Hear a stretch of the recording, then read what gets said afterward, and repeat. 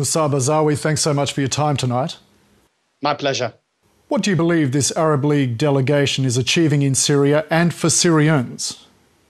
Well, basically, you need to look at this from what they could achieve in the first 2 days and consider in the background that the aim of the Arab League initiative is to protect the civilian and stop the killing machine, which did not happen.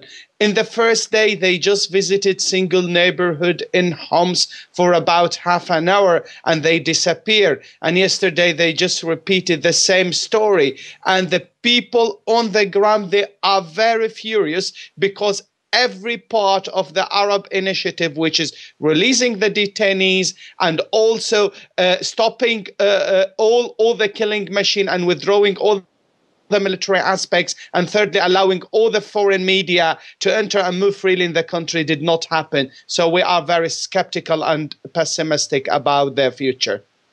Now, the delegation leader, Mohammed Dabi, reportedly said after his inspection of one of the hotspots, Homs, that he didn't see anything frightening in the city and that it was quiet. Now, from what you hear, was there nothing frightening to see, or did the general choose not to see what is there?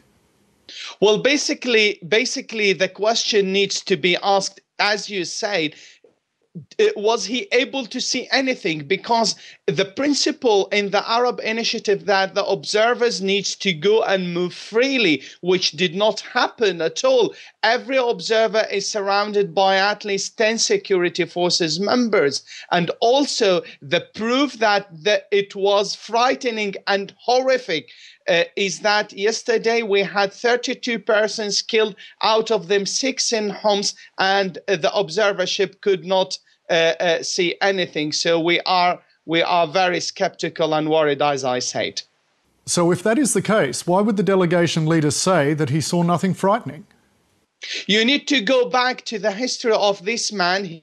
He was the chairman of the secret security services in Sudan, and he was the superior delegate to Darfur when crimes against humanity committed by the Sudanese government. And when he could not see any crimes against humanity in Darfur committed when he was the chairman and the chief delegate there, it's the same story when he is unable to see crimes against humanity in Syria. We are very, very worried that this person has been elected out of 340 million Arabs to be the chairman of this observership mission. So we don't trust him at all.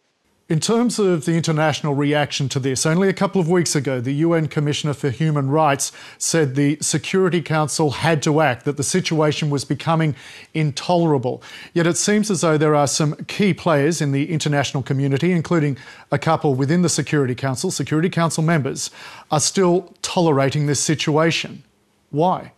Well, basically, from a human rights perspective, we agree with the statements of the Human Rights Council. But, you know, for the leading international powers, they are afraid of confronting Iran in the region because they do know that Syria is acting as a forefront of the Iranian regime in the region, and they're thinking that they want to find some kind of compromises. And we don't think this would be realistic because the regime did not show any real will to deliver any political solution. It just has the security forces solution. But what we are looking for and what we are campaigning for is basically two things. The first thing, which has been called for by the Foreign Secretary of France, which is a humanitarian corridors to save those people who die on a daily basis because, for example, they don't have antibiotics, or they don't have food, or they don't have medical care. There's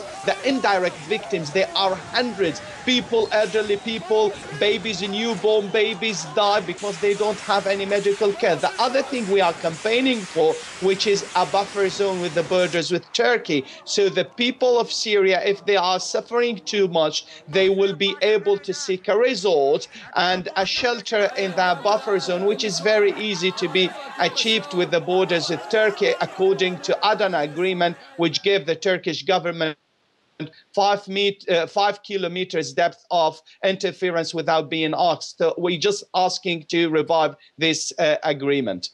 Now, given all that you've just outlined, and given that some of the residents in Homs were apparently chanting in front of the Arab League observers, "We want to execute President Assad," what hope is there of a peaceful resolution or transition in Syria?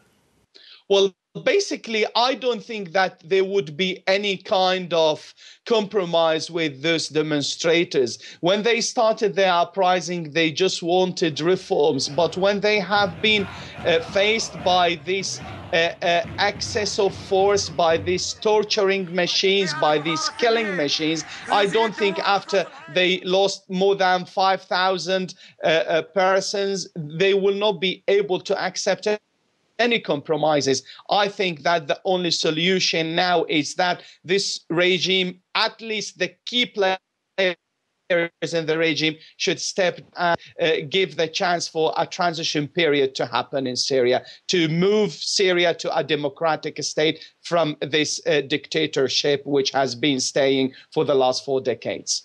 And will that happen? Well, this is a possibility, because without the support from the international community, it may be difficult, because there is no balance between the power of these unarmed civilians, peaceful demonstrators, and with this massive killing machine. But without the support of the international community, I think that there is a big risk that those civilians will be tempted to hold arms and join those defectors from the army. And if we have militarization of the uprising, I think we would be in a very big risk, because we will be in a civil war situation, and every civil war in Syria will not be limited to the boundaries of Syria, definitely. Dr. Mousab Azzawi, thank you very much for your time tonight.